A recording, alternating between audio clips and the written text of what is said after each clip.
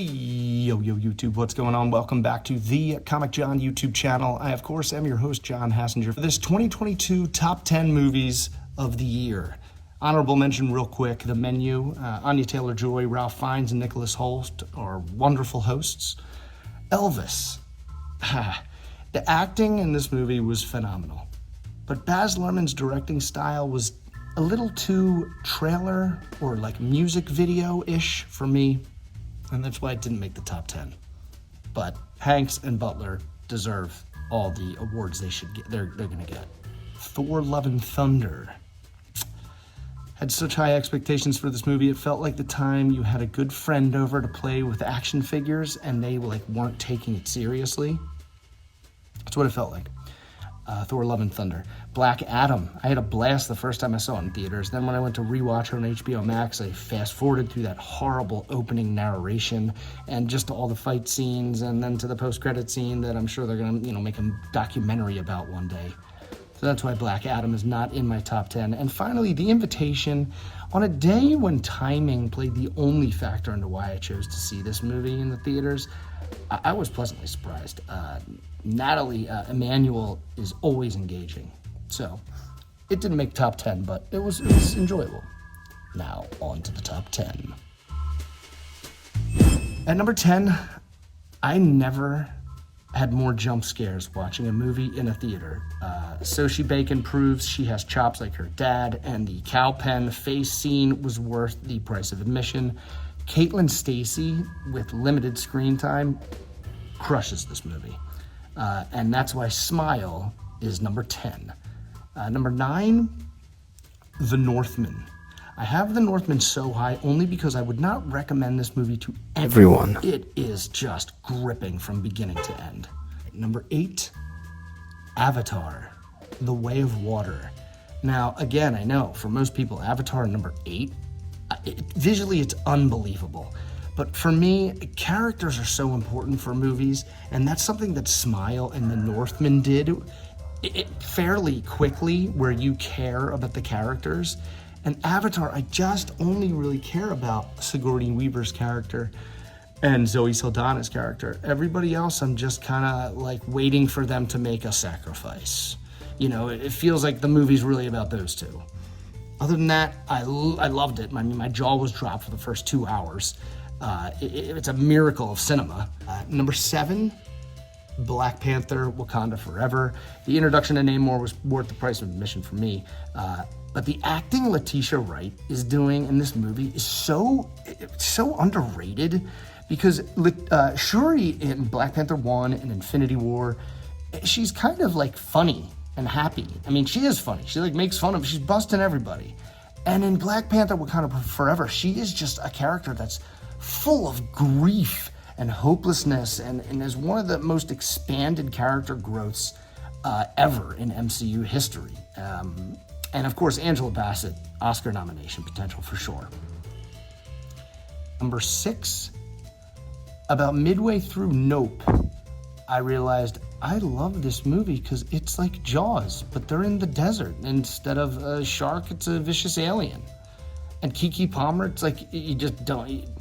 As long as she's on screen, the movie moves, and it's just a blast. Everybody else is great, too, especially Uncle Rico. They're already number 5, Doctor Strange in the Multiverse of Madness. I know people are like, what the hell is he? Is Avatar 2 under Doctor Strange? Look, it's just my opinion, and it's just what really gets me to go back and watch a movie more than once.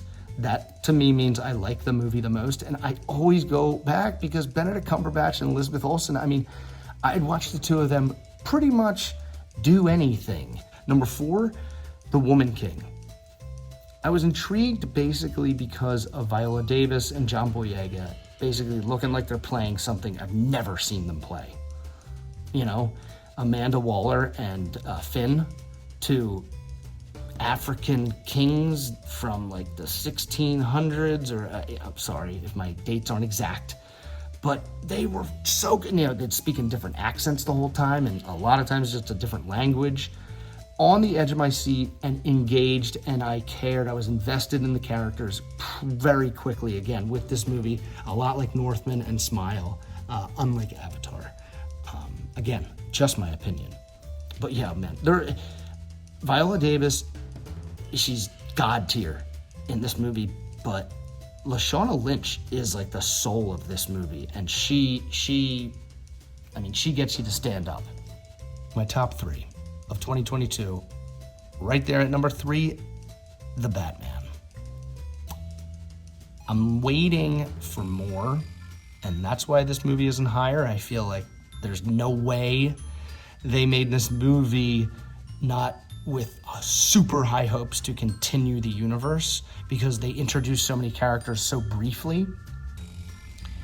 But I mean, it would have been fine just stand alone, but I still am like, well, okay, that was good, but I know where it's going, and I need to see that before I can, like, the setup is the setup worth the payoff.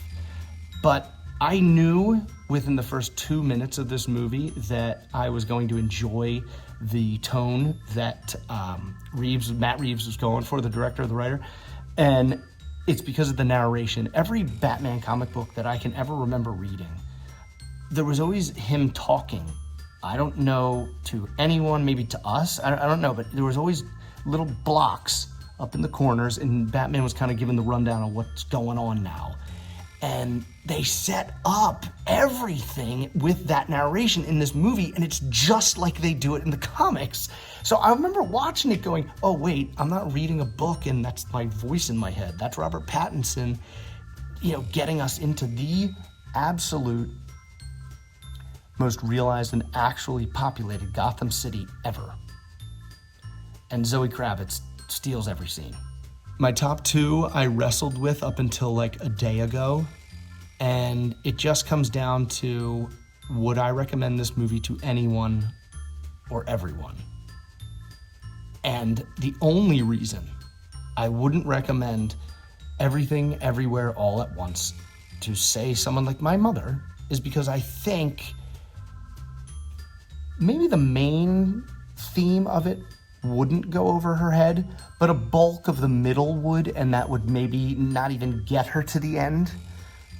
I feel like there's some elements to that movie that may go over a generation of audience members' heads, mainly the boomers.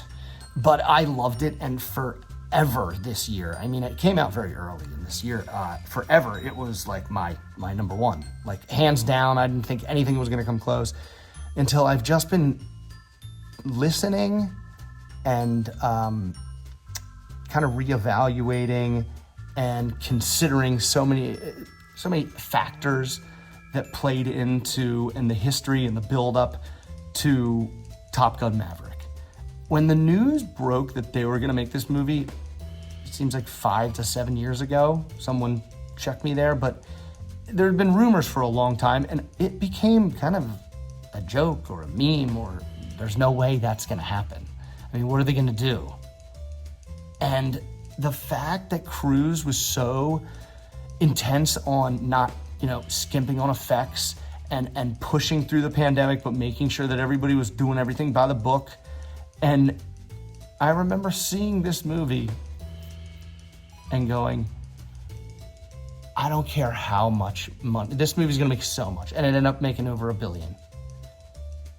Even the snobby old directors who like to bash the Marvel movies because they're the ones that make all the money, even they are not going to be able to criticize Top Gun Maverick because it's basically Star Wars. What was your guys' top 10 of 2022? Let me know in the comments. If my list is completely different than yours, then please let me know your list so I can at least go see those movies if I haven't. But thank you guys so much. It's been so much fun. I've grown without a cent put into this channel. I'm crawling towards 400. It's just a fun hobby. If I even get to 1,000 and I'm able to monetize videos, I still have no idea what I'm gonna do. But I appreciate everybody who actually does click subscribe and clicks the like, and don't forget to like and don't forget to subscribe, and I'll see you next week. I gotta go.